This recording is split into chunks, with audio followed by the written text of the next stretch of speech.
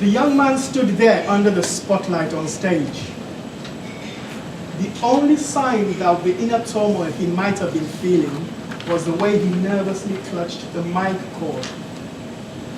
I was sitting out in the audience, and I felt for him. As I tried to imagine what was going through his mind at that moment, I was probably thinking, why on earth did I share that on stage in public? The audience, on the other hand, were shifting restlessly. They were toying with their glasses. Some of them were shuffling their feet. And some of them even folded their arms, trying to create a psychic barrier between them and the speaker. And again, in sitting in the audience, I could try and imagine what they were going through. We paid for a comedy gig. Why is he talking about being bullied at school and he's not even making it funny? Finally, having had enough, one lady shouted from the back, "You shouldn't be on stage, mate. You should be in a lock-up ward, sectioned." She got the biggest laugh of the night at the expense of the poor young man.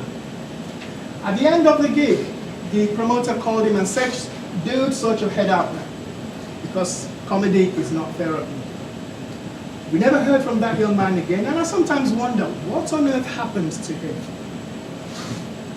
But I'm sure that kind of scenario would not have happened at a stand-up therapy gig. So Toastmaster, ladies and gentlemen, this evening I'm here to sell you a new idea for an evening out, an event called stand-up therapy. Now, the scenario I painted earlier happens almost on a weekly basis in the open mic stand-up comedy circuit. Hopeful young souls, having watched an episode or two of Mock the Week or Live at the Apollo on TV, thought, oh, that looks easy, I can do it. And then they go up on stage and start sharing stories about depression, very heavy duty stuff about losing, struggling with weight, not taking into consideration the skill that the comedians had to go through to narrate those kind of stories. They ignored all that. And what tends to happen is they get a nasty surprise, like the young man did. And whether we like it or loathe it, mental health is a big issue nowadays. Everybody's talking about it, and it's high on the agenda.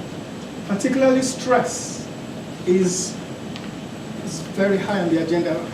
And there was I actually had if I could, I'll show you this. Can you see that? No.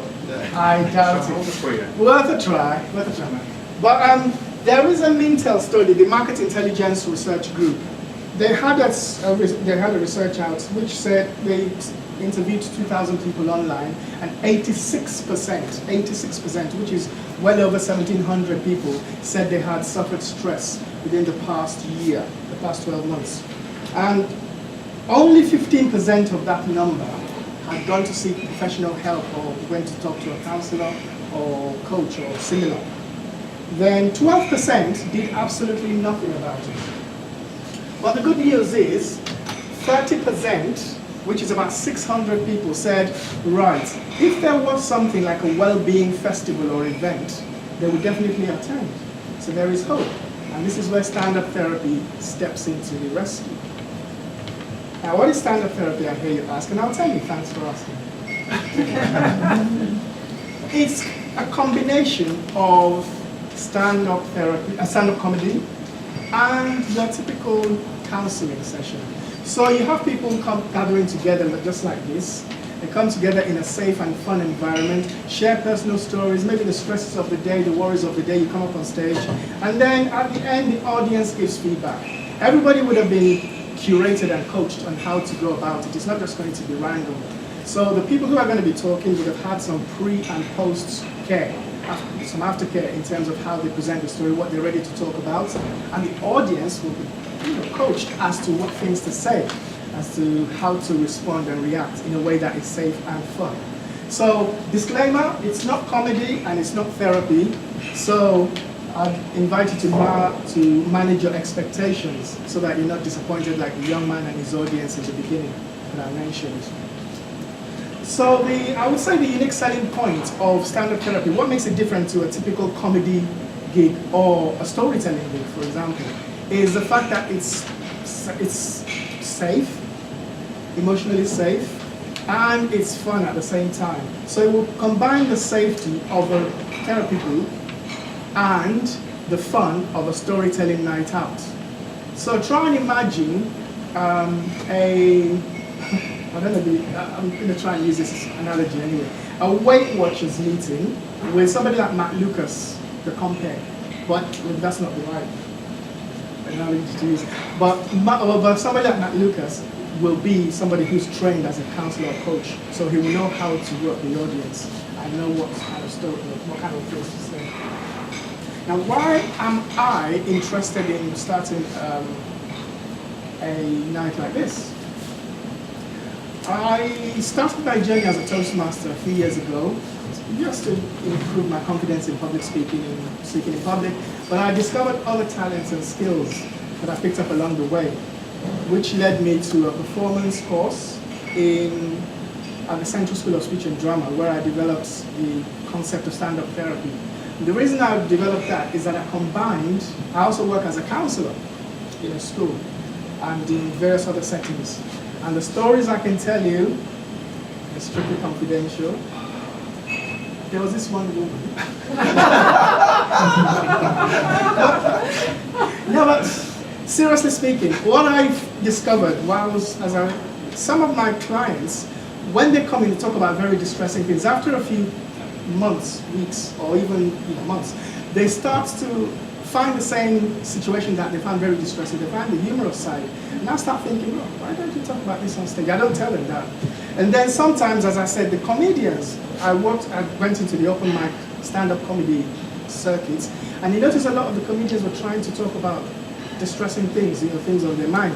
But it wasn't coming out well. But after a few months, after a few years, when they honed their skills, it started to become funnier. They were still talking about the same issues.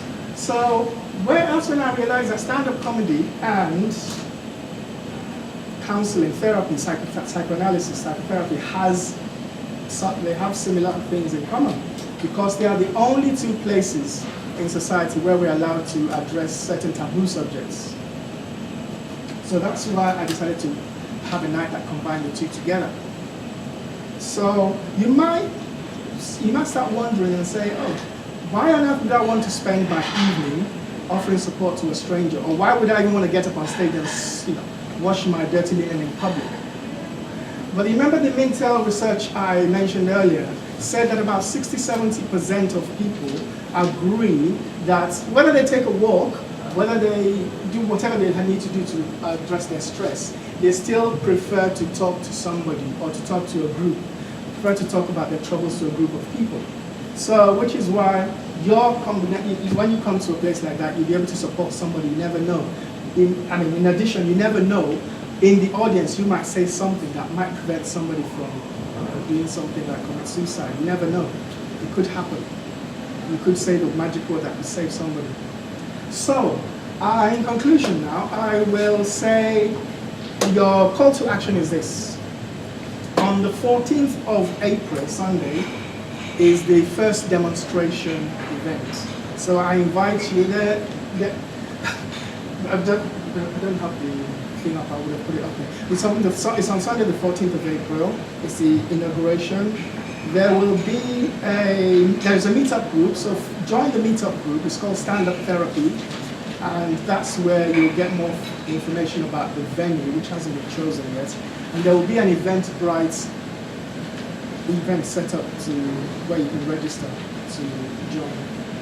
So I'll leave you on this note. In 1979, the Comedy Store was started in central London. And when it started a sort of revolution in the way people attend comedy gigs in the UK. Who knows, maybe this is another one of those revolutions where people engage with comedy and humor. Or maybe it's just another pipe dream that shall be buried in the crypts of broken dreams of the dreamer. Who knows? Whichever way it is, at least you can say you were there when it happened, and the first time. Thank you.